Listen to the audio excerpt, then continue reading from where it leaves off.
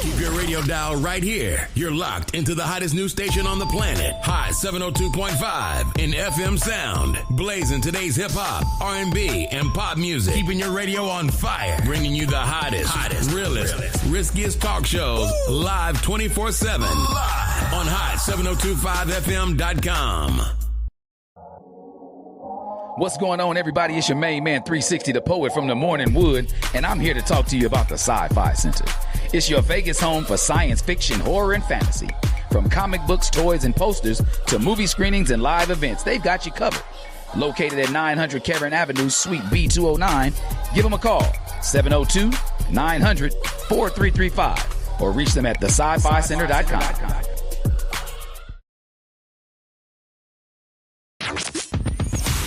Hi. Hey. What's up? All your favorite artists. Check it out. Say my name. DJ Khaled. This is Mila J. Bruno Mars. On hot7025fm.com. Hey, it's Icarice, and I'm here to tell you about Hotcast for Podcasting. We are a podcasting studio located in Las Vegas, Nevada, in the Hot 702.5 FM studios. You can book online at hot7025fm.com. Just click on Hotcast. You can book and find your times right there. Thank you for booking with Hotcast for Podcasting. Keep your radio dial right here. You're locked into the hottest news station on the planet. Hot 702.5 in FM sound. Blazing today's hip-hop, R&B, and pop music. Keeping your radio on fire. Bringing you the hottest, realest, riskiest talk shows live 24/7 on hot7025fm.com. No limit to the limit. Welcome to Marriage Bootcamp. No limit to the limit with Robert and Vicky Bell. I thought I told you. No limit to the limit, for better or for worse. No limit to the limit, for richer or poor. No limit to the limit in sickness and health. I thought I told you to love and cherish until death do you part. 1 + 1 = 1. 2 is bigger, but it's Still 1. 1 1,000, but 2 10,000. Team Bell, Rob and Vicky Bell, Hot 702.5. We out. Welcome to Marriage Bootcamp with Vicky and Robert Bell on Hot 702.5 FM, Risky Radio. It's Vicky Bell. Welcome to Marriage Bootcamp / Marriage Warfare. We're here to have real, honest, and unfiltered conversations about marriage, the struggles, the victory, and everything in between. This is the platform for that.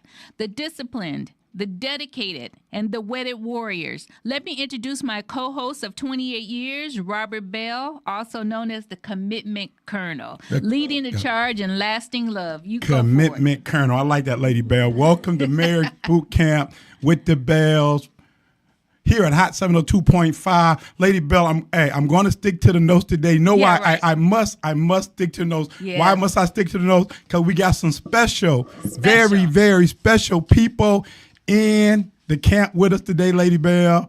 I want y'all to welcome Jackie and Raymond Lambert, some newlyweds that want to come here and share their story with us, with y'all, because I know some of y'all don't seen it. We seen it. I didn't get a chance to ask y'all if y'all saw that show called The Later Daters. Did y'all see that on Netflix? It was called The Later Daters, about people dating in their senior years, season years, and trying to find the right mate. No, I haven't seen that. You haven't seen that one? No. So it's on Netflix. It's called The Later Daters. Michelle Obama was the producer. Oh, I didn't know that. I didn't know that. I didn't know that. So I'd like to see it. Mm-hmm. So we got Jackie and Raymond Lambert in the building. Yeah. I want you guys to introduce yourself. Whoever want to go first, the floor is. I'm giving you guys the floor. So, ladies first, then. Ladies first. So, I'm Jackie, and I have a business name, too. My business name is Jackie Hunter. And I share that with you because I'm a sci-fi author. And if you were to ever look up my books, you would have to look up Jackie Hunter. Okay. And before becoming a science fiction author, I was a middle school science teacher. And I just absolutely loved the job, but decided that at an early age that it was time to do a retirement. And so then I got my real estate license. I became a realtor, and I also got a license as a general contractor, and had a business, a good business too, for 7 years. I know that's right. And then that's when I became a science fiction author. But I feel very blessed to have met my wonderful husband, Raymond. Oh, thank you, honey. Thank you. Thank you. And who's going to introduce himself. First of all, I want to thank you guys for inviting us on this show. I listen to it regularly, and as a matter of fact, I learn a lot. Well, thank you. Things that you say, I use it in my marriage. But again, I'm Raymond Lambert, and I'm from the San Francisco Bay Area. I've done a number of things too. I won't elaborate on all of it, but I was in local government for 28 years. And then also I retired from the United States Air Force. I did 28 years in the United States Air Force. You talked about love, and I want to talk about love for people in their 70s. First of all, I don't 70s. speak. Who's in their 70s? Well, me, I'm in my 70s. We Ain't are. no shame. Ain't no Y'all shame. y'all- Ain't no shame That in girl, my game. that girl ain't in her 70s. You know, ain't no shame in my game. That girl is not in her 70s. Unbelievable. Amazing. You see that? You see how amazing you can look even in your 70s. Hey, don't tell them. Don't tell them, y'all. Hey, you lucky man. You lucky man. I'm there. telling you. Go ahead, sir. Go ahead. Again, I don't speak for all people in their 70s. I don't speak, I'm just speaking from my own personal experience. I'm here to tell you what I've learned, because everybody's on their own journey, and so I learned it. But again, finding this beautiful woman, as a matter of fact, coming up May the 9th, 1 year. Can you imagine that? Hey, congratulations. Thank So you. y'all still newlyweds. Oh, yeah. We are. Wonderful, wonderful. May 9th to be 1 year. Yes. Yeah, May 9th. Congratulations. Well, just to start it off, after my wife died, I never thought that I would ever find love, or find someone to love. And living in Vegas, there's, you run into a lot of people, but when you get to a certain age, you've got to use wisdom, and you've got to be wise about who you select to be in your life. I think one of the most important things in life, and that a man makes, is his career, and then the woman that he puts in his life, and that's so important for me. So, life has taught me to, be the captain of my own ship. I have to know what I'm looking for, because if I don't know what I'm looking for, then I'm lost. And I think it's very important for me. I mean, being where I'm at in my point in my life is that with the experience that I've learned, I use those skills and what I've learned in selecting this beautiful woman. As a matter of fact, she's not going to get mad with me when I say this, but That's why I put her next to you, so if she have to kick you, she can kick you. That's why I put. You notice the expression on my face changed a little bit too. You don't see how swollen my ankles be? But no, what I want to say is I'm involved in a lot of community events, and there's a group that meets every Friday. It's called The Gathering. And Rodney Smith, he's over that. He's been over that for a long time, and we did a lot of social issues and et cetera. And so I've been going there for almost 10 years. But I never thought that I would find or discover someone like this at The Gathering. So here I go to The Gathering. So that's where you guys had met. Yes, that's Okay. what we met. Yeah. Here I go to The Gathering, and I see this beautiful lady with a friend of hers that I know. And I said, "Oh, wow, who is this? Who is that young lady? Oh, yeah." And do she like old men? Come on, man. All right, I owe you one on that. Oh, yeah. He gonna get you. I'll get you on that. But anyway, I saw her, and I said, "Wow, I'd like to get a chance to to see her again. So what happened, I didn't see her for a week or two, so she came. I said, oh, my God, I see her. So I went over there and I said, and I said, hi, would you like to go to a fashion show? She said, oh, really? I said, yeah, I'm going to be in the fashion show. She said, oh, yeah, I said, I'm going to do, yeah, I want you to come. So, that's when you guys was in the fashion show. Was that the Lynx fashion show you guys the 100 black men. Oh, the 100 black men fashion. No, Okay. 100 black women? Oh, 100 black women. 100 black women. And so I said, oh, come on, let's, And she said, oh, okay. Because when I saw, I didn't know what to say. I didn't have a line. Mesmerized.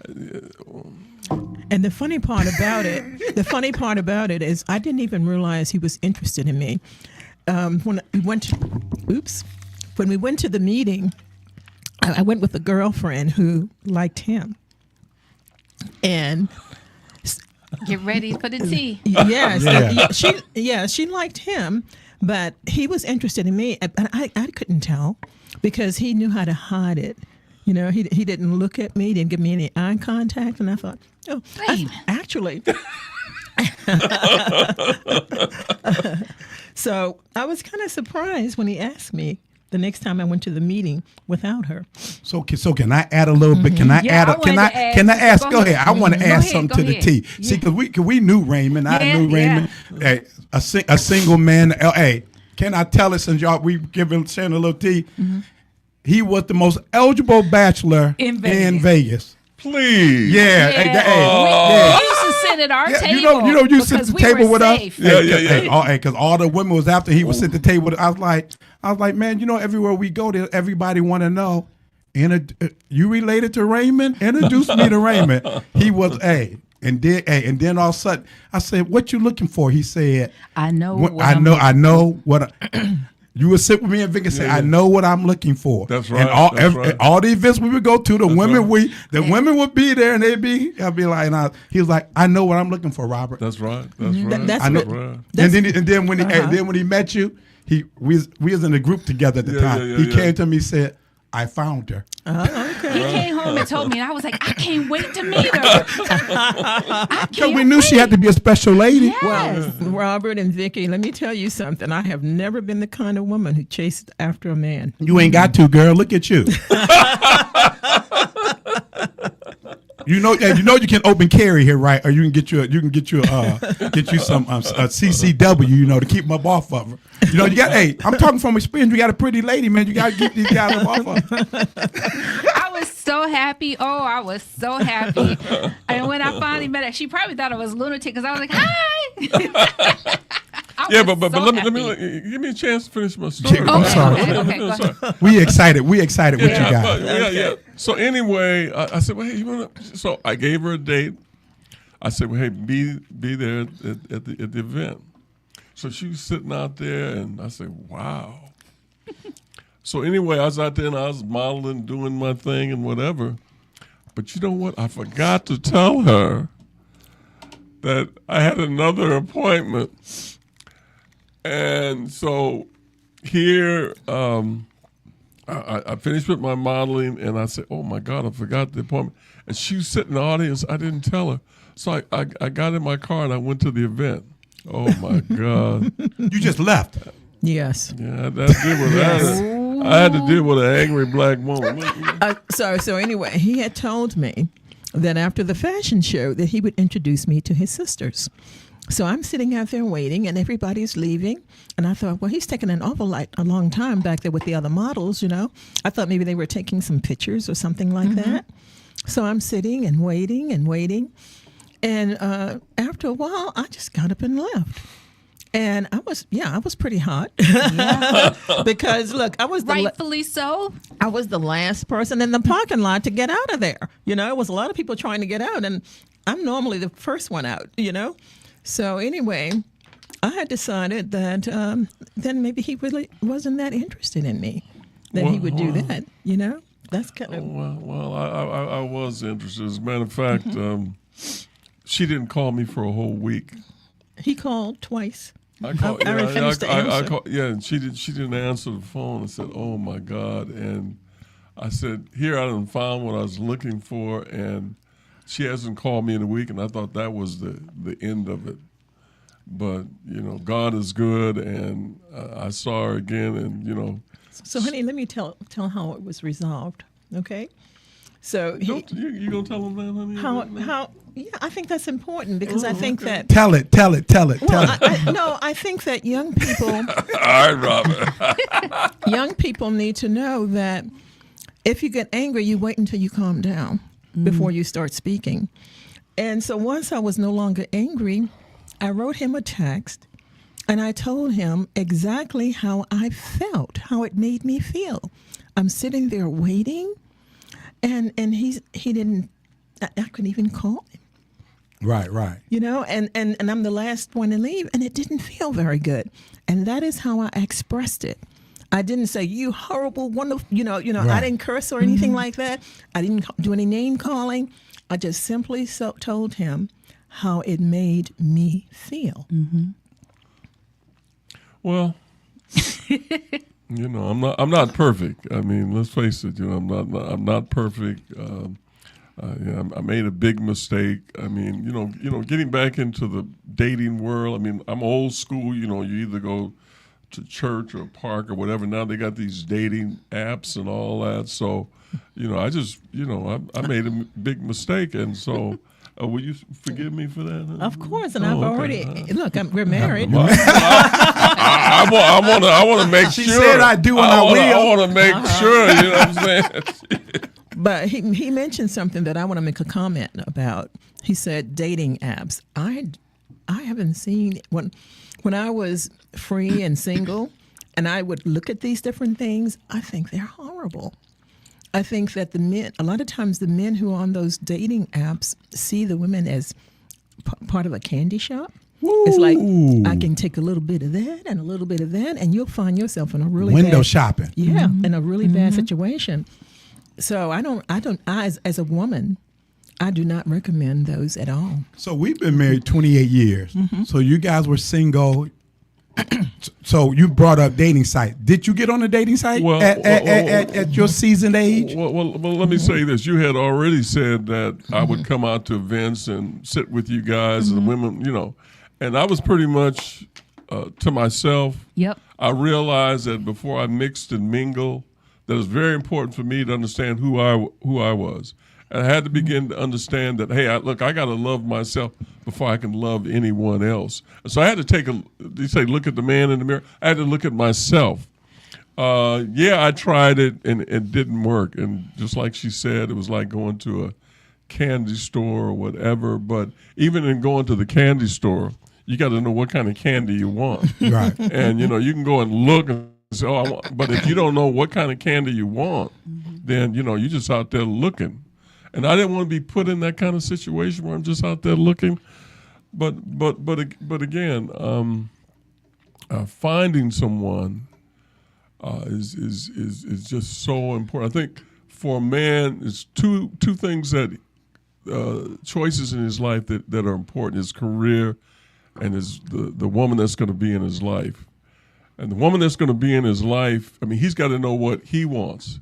And I think one of the things I can tell your viewers is that when we're selecting someone, is that whoever that might be, they can't make you happy. You've got to find happiness in yourself. Mm-hmm. A lot of times we find someone, they're going to make us happy. Then when they disappoint us, we get mad at ourselves. But that was one of the things I realized is that, when you're looking for someone, realize that they can't make you happy. And can you pause on that a second? Yeah. Okay. And the reason I ask you to pause is because I have always been the kind of person who's pretty happy and bubbly. Wish everyone could be like me. Right. I'm happy and I like people. Right. I'm fun loving. Right. So walk around with a smile on your face. I love that. Yeah, he did. So I wasn't really looking for someone to make me happy. I'm already really happy. I'm thinking that I'm going to take someone who is like a lump of coal, and I'm going to mold them into a diamond. They're going to be happy and futuristic like me. But what I realized as I've gotten older is that you don't marry or date someone that you're not pleased with, thinking that you're going to change them, because what you see is what you get, and I think it's only fair to the other person too, to respect who they are, and to know that you respect who you are, and why not respect who they are, and don't waste their time trying to change them. I think that's very important. That was the lesson that I learned as an older person. In the notes you guys sent us, and you both guys said you get what you see. That's exactly right. They is who they is. You both said that, and you were just saying how fun loving you are. You said I'm very easygoing, futuristic thinking, life loving individual who enjoys striking a balance between work and play. My attitude towards life challenges is that everything will work out fine. My question that when you say everything that will work out fine, at what age or what event gave you that outlook that everything will work out fine? Because sometimes when we're young, we thinking, oh man, I ain't gonna never get past this. We ain't gonna never overcome this. Well, see, I don't know. I don't know why I've been that way. Even when I shouldn't have been that way, I thought everything is going to work out fine. For example, when I was in high school, I just knew I was going to college. I didn't even think about the fact that I didn't have one red dime to myself. And my my mother could not afford to send me to college, but I just knew it was going to happen. And it did, because my counselor saw something in me and then told me about a scholarship program, and then I got an academic scholarship. So I've always kind of been that kind of person that felt like just keep plugging at it and everything is going to work out fine. So you always been like that. Yes. And so Ray, you said what you see is what you get. That's right. What you see is what you get. So when somebody say, I didn't see that in him, I didn't see that in her, what you think about that? When somebody say, we've been doing this thing a long time, sitting down with couples, talking to couples, hanging out with couples, and we don't even have couples where I know we counseled this one couple years ago. They had lived together 8 years, got married, and 2 years later divorced. And he said she changed. He said she changed. I said, how did you live with somebody 8 years and didn't see? You had to see some of that, because you mentioned baggage. We all bring in baggage. You had to see some of that baggage. Well, one thing I want to say is this, is that speaking for those that may have fallen short in their relationships, let's face it, when you go to work 8 hours a day, you go to work 8 hours a day, you come home, you eat, you go to bed, and you go back to work. But then when you retire, that's when you begin to find out who that person is. And I think what's really, really, really important is in terms of what you see is what you get. And from what I've learned through my journey in life is that in selecting a mate, when you know what you want, you have to sit down and ask questions. If you don't ask them questions, you got to interview them for the job of their life. You got to interview them for the job of your life. You're the interviewer, so you know what you're looking for. So you ask those questions. And when you ask those kinds of questions, for example, you've seen us at events. We like to dance. We like to exercise. She likes to read. Those things. We don't even talk about. Nobody talks about that. They don't find out the other person what their interests are, what they like, or whatever. So if you don't, then what you see is what you get because you never ask them any questions. So it's very important, particularly if you're going to spend the rest of your life with that person, that you ask them that. And then that way you're giving them an opportunity to respond. And then even if you ask questions, for me, it is more important to observe and to see how that person relates to other women around them, the sister, their mother, how they treat people. And another way that I observed Raymond in this situation is take a trip on the road and watch how that person drives. Are they cursing out people? Are they rushing to get ahead of other people? I mean, if that's the kind of personality you like, then maybe that's okay. But for me, it's not the kind of personality I like. I like people who have what I call a school teacher kindness about them. And my husband has that. He's very tough. He's very brave. He's a leader. But at the same time, he has a caring way about him. And I like that. Well, thank you, honey. I really appreciate that. You making me feel really good and special today. So you guys met at the gathering. You took it to the fashion show. Black women. You dipped out. She wrote you this text. Yeah. Then you finally responded. Yeah. Well, it wasn't he finally responded. I finally responded. Because he had texted me and he had called me twice. Oh, so you responded. And so I said, I think I've calmed down now where I can really express myself in a meaningful way. One that's not going to be offensive in any way, but one that's going to let him know just how I felt. So that's what happened. But we know, I think if I heard you right, you was looking for love or companionship. You said...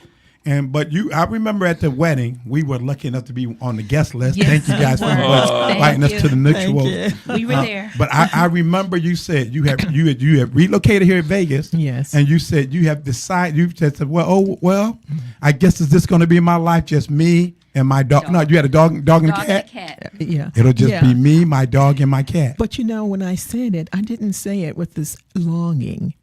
I said it with being just, I'm happy. Everything is great. And if I end up at 90, when I'm finally ready to slow down, at age 90, when I'm finally ready to slow down, I will bring a cat and a dog into the house and they will be my companion. And it's like the old lady and the cat. It was just one cat though, right? Yes, one cat and one dog. That's what I said. So where's the cat and the dog now? No, she did. That's what she was going to get. Oh, you was going to get a cat and a dog. Oh, right. Well, see, I was a little bit ahead of her. I already had a dog at home. and again, going home to an empty house and to a dog, is really a lonely feeling because I would look at him and he would look at me. He said, "Well, what's wrong?" I never saw the dog. No, I never saw a dog. He's very quiet. He's very quiet. What is it? Maltese. Maltese. Oh, okay. Maltese, See, a nice dog, a reasonable dog. Yeah. So Milo would look at me and that. I said, "Oh wow." I said, and then I'd go to bed and my feet would get cold. I said, "Oh, I got to do something about this." And what was the dog's name? Huh? Milo. Milo couldn't keep the feet warm. Huh? All right, Robert. Well, yeah, but no. I mean, again, I think it's very important in any kind of relationship that there's some humor there and that you can laugh. Mm-hmm. I think it's very important that in terms of two people that love each other, I think the key thing we talked about is being able to communicate. I mean, when I met her, communication is just so important. Letting that other person know how you feel, how you view and see life. And one of the things I find in relationships or the people that I've observed, because, they sit there and they don't talk to each other. It's like they don't have nothing to talk about. Right. And so the question I have, if you have nothing to talk about, then what do you have in common? What's bringing you together? I'm from old school, and the Temptations say, beauty's only skin deep. So you've got to look beyond the beauty and find out, what's in that person's heart. Right. What do we really have in common? What's really holding the glue that's holding us together? And you have to have things in common. Yes, Oh, I just wanted to comment on that because a lot of times it's the male who is looking at the beauty. And as long as the woman is beautiful, it doesn't really matter about the personality. It's like, I've got this beautiful woman on my arm, and they don't worry about anything else. But women, I think, tend to look at other things. And for your listeners, I'm thinking, for me, I think communication is a very important thing. And being able to communicate, Raymond is an excellent communicator and a good leader. And that's important. But also it's important to communicate on a deep level where you are wearing your heart on your sleeve, where you are willing to reveal your true self. I think that's an important part of communication also. And I think for me, a person who is extremely kind, as I said earlier, teacher kindness. And, I have a bias being a former teacher.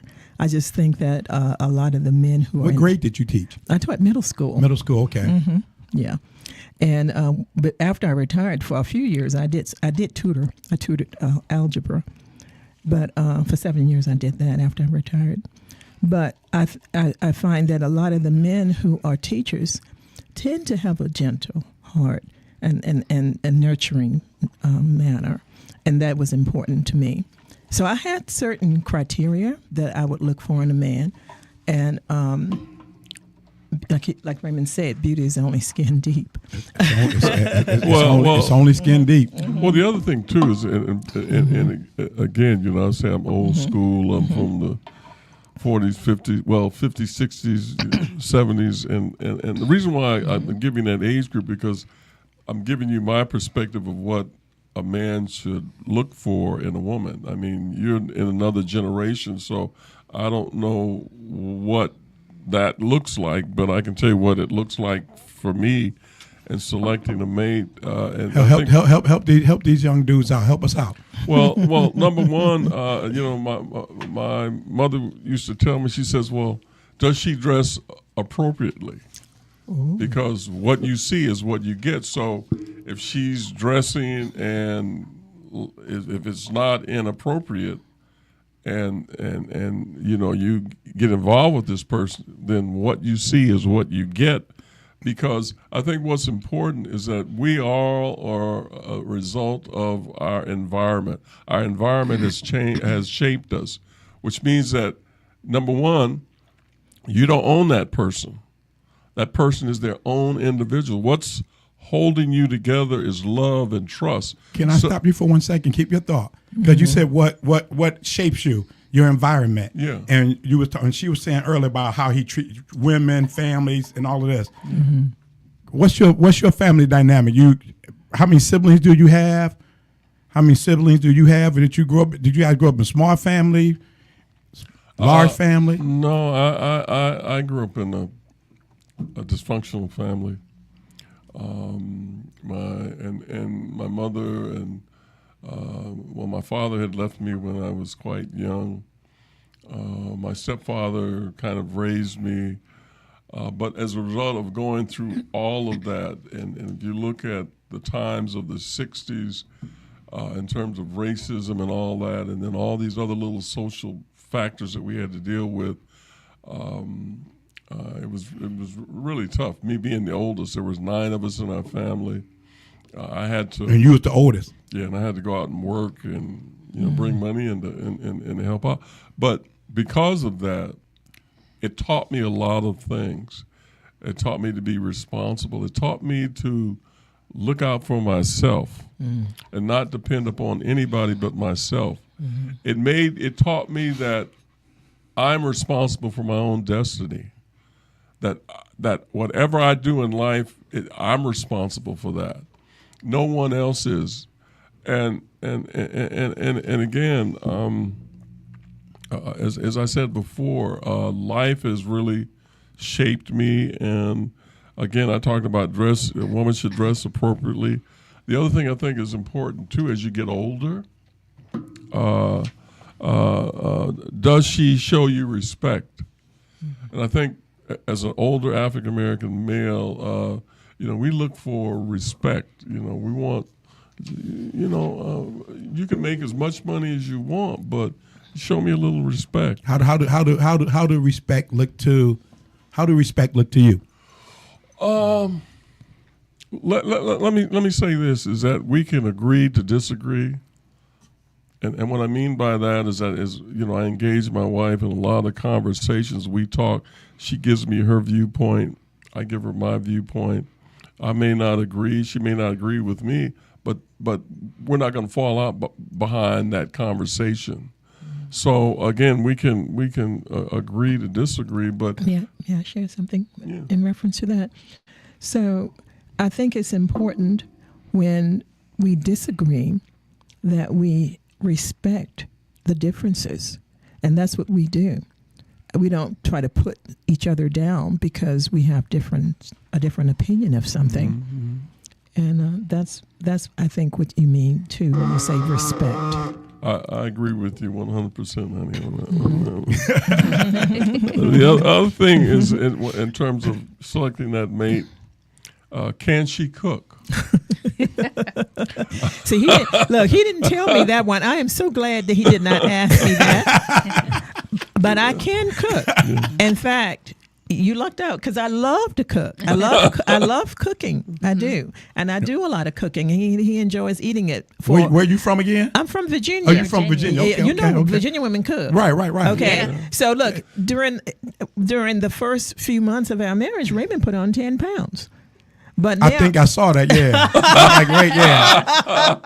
That's that newlywed 15. So then, after he got used to all the good food, then he said, "Well, I need to start.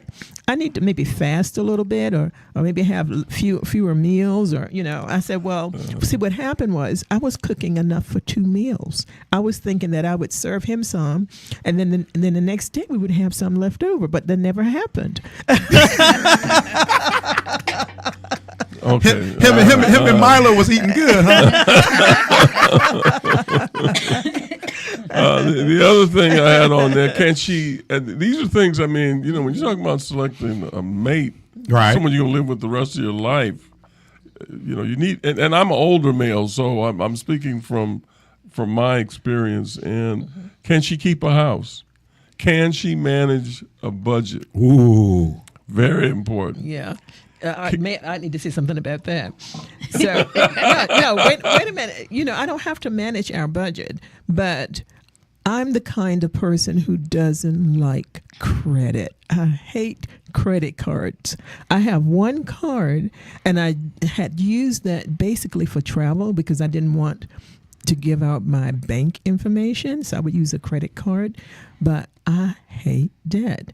And I think another thing that my husband likes about her. Man, she's speaking my language. I think another thing that my husband likes about me is that I don't go out trying to. Excuse me, I like everything about you. Oh, okay. I did say another thing. Okay. Another thing that I think my husband likes about me when it comes to credit is that there are a number of people I notice in Vegas who put all of their money on their clothes. And I cannot understand that. You want to have a name brand this and a name brand that. Don't tell them. I'm like, where are your assets? Are they on your... Yep. Don't own nothing. So I'm not like that. And right. I think he appreciates that about me. So in the dating stages of that, how did that conversation go as far as finances? Because you got all these young couples dating now, getting married, and it's my money, her money, this money, that money. But at this stage, you're both established, you're both retired. Right. What all you bringing to the table might not be as important financially, as long as you just said, long as you ain't got $100,000 worth of debt. That's true. Then we can talk. But if you got $100,000 of credit card debt, that might be an issue. Definitely. Yeah. What did you say? I like what you said. If somebody leave them, what'd you say? Leave them where they at or something? Oh, I just said if that person is not the person for you, don't try to change that person. Walk away. Just walk away. You get what you see, right? Yeah, just walk away. Mm-hmm.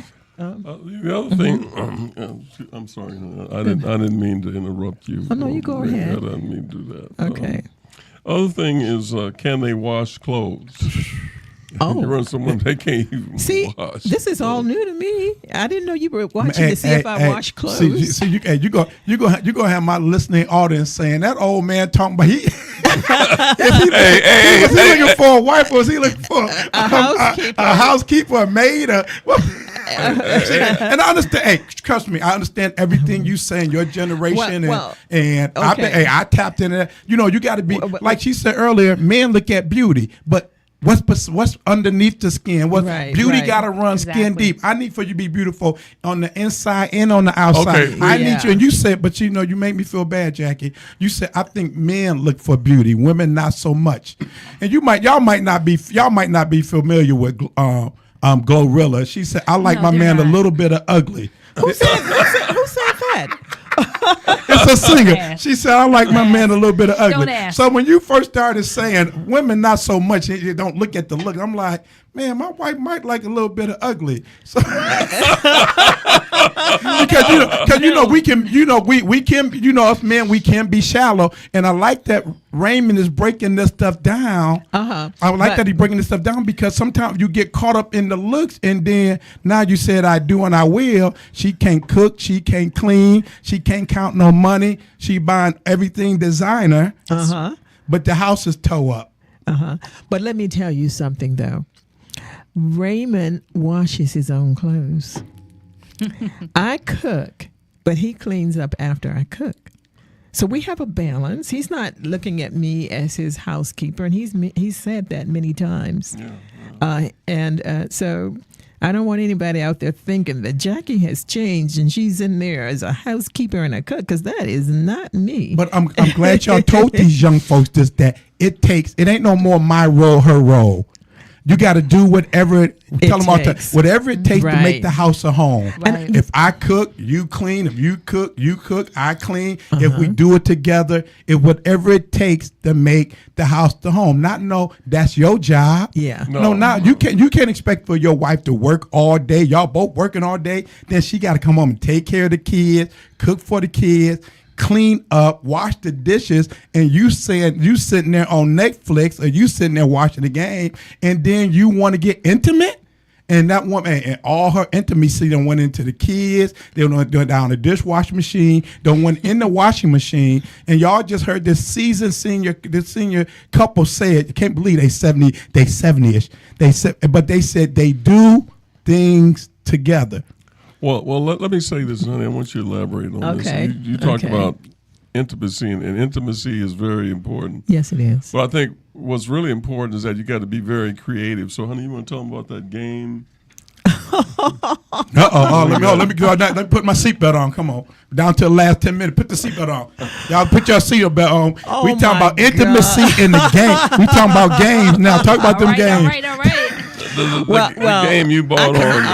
The game that I purchased from Amazon, but I don't know.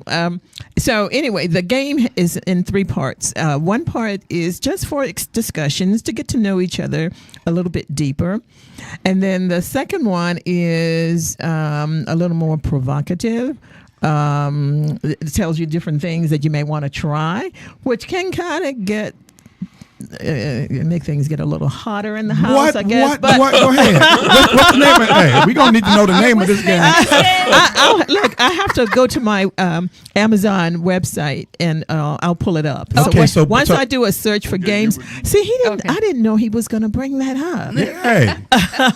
So we got part 2 is you get provocative, things start heating up. We call that tenderizing and moisturizing. Come on. Well, let's face it. The foreplay before the foreplay. Before the play. We have a little spice in our life. Spice, you know what I'm saying? Yeah. Hey, that's why we need it. See, when we first got married, when we would be around seasoned couple and older couple, and we was really heavy in the church, and everybody was only info we got. We didn't have conversations like this with older couple, and younger couples need to hear this type of stuff. Telling you. That as you get older, you're gonna have some desires. You're still gonna have desire. You still want to be intimate. You're gonna say have intimacy, but at this phase of life, how do that work? Hey, you talking about games. I thought you was gonna say pity pat or something. Y'all play tic-tac-toe. But, hey, so you talk about provocative, and then what part 3? You said 3 parts? A dare. It has a dare. Ooh, uh-oh. We're playing truth or dare. All right. So how do the dare thing work? Well, it actually tells you to do something. You know, it might say kiss his chest or his navel, or you know. Go ahead. Is y'all listening?